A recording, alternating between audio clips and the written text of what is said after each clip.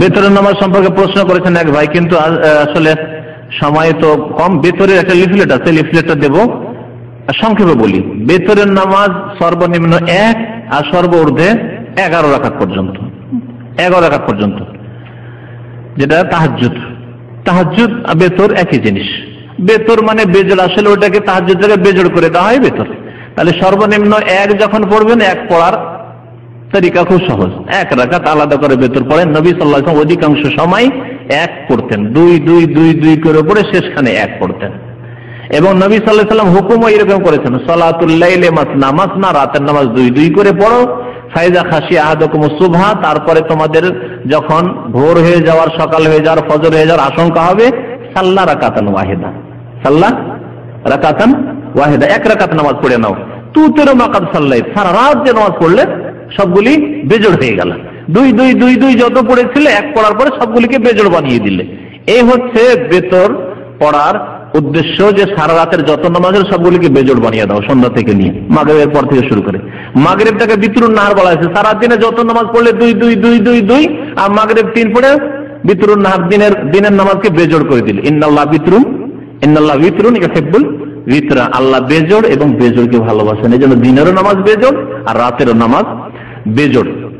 এই জন্য 1 রাতে 2 বার বেতর পড়তে নিষেধ করা হয়েছে, কারণ 2 বার যদি বেতর পড়ে তো বেজড় বেজড় কি হয়ে যাবে, জোর হয়ে যাবে, নিষেধ করা আছে। লা বিতরা না বিলাই না। নবী সাল্লাল্লাহু আলাইহি ওয়াসাল্লাম বলছেন যে 1 রাতে 2 বার বিতর নেই।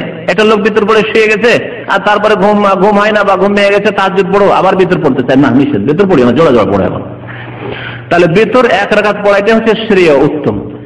3 রাকাতও পড়তে পারেন, 5ও পড়তে পারেন, 7ও পড়তে পারেন, 9ও পড়তে পারেন, 11ও পড়তে পারেন, একসাথে পড়তে পারেন, ভেঙে ভেঙে পড়তে পারেন। 3 পড়া নিয়ে বেশি মাথা খারাপ, কারণ জয়ীব দুর্বল, ওই 3-এর তরিকা যে শিখে আছেন সেটাকে সংশোধন করতে হবে। 3 পড়লে উত্তম তরিকা, উত্তম তরিকা 2টি।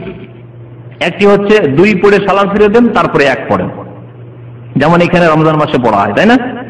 এই 3 পড়ার একটা তরিকা। আর একটা তরিকা 3 পড়ার, একসাথে 3 পড়েন, 1 রাকাত, 2 রাকাত, 3 রাকাত, সরাসরি উঠে যান।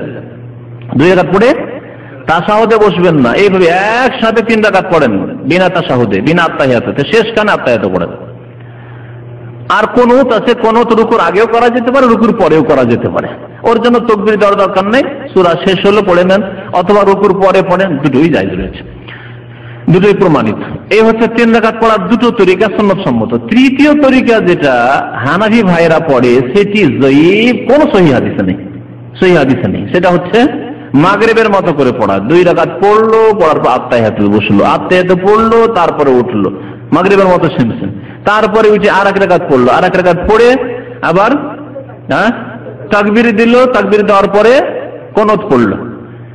তো এখানে এই তরিকাতে 2টো দুর্বলতা। একটা দুর্বলতা হচ্ছে মধ্যখানে 2 রাকাতে পড়ে আত্তাহিয়াতে পড়া, এটা জয়ীফ, ভিত্তিহীন, সুতরাং এটা করবেন না। আর একটি হচ্ছে এই যে তাকবীর দেওয়া, এর কোনো প্রমাণ নেই। যেমন সূরা শেষ হলো তেমনই আপনি পড়ে আল্লাহুম্মা আহদিনা ফিমান হাদাইতা, আল্লাহুম্মা ইন্না নাস্তাইনুকা ওয়া নাস্তাগফিরুকা, যেটা যে কোনো 2টি বা 2টোই একসাথেও পড়তে পারেন কুনুতের। তারপরে আরেকটি মাসলা শুনেন, 2টি ভুল তো হইল, তাই না?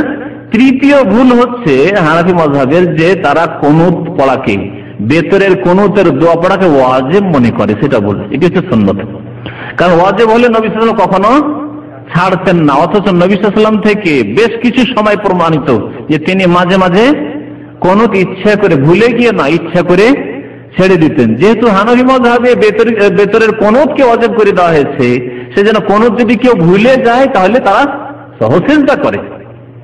তাহলে এই বেতরে, হানাফি ভাইদের বেতরে 3টি ভুল। একটি হচ্ছে মাগরিবের মতো করে আত্তাহিয়াত পড়া 2 রাকাতের পরে, 2 নম্বর হচ্ছে সূরা পড়া, সূরা ফাতিহা আর একটি সূরা পড়ার পরে একটা তাকবীর দিয়ে তারপরে কুনুত পড়া। 3 নম্বর ভুল হচ্ছে কুনুতকে ওয়াজিব মনে করা, আর কারো যদি ছুটে যায় তাহলে সহজসিজদা করা। এই 3টি ভুল ছেড়ে দেন, তাহলে বেতর সহি হয়ে যাবে।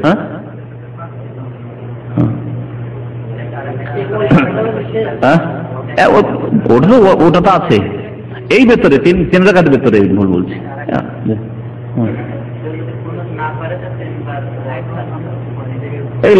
এগুলো কোন দলিল নয়, জয়ীফ দলিল না, এগুলো বিদাতীদের, জাহেলদের কথা।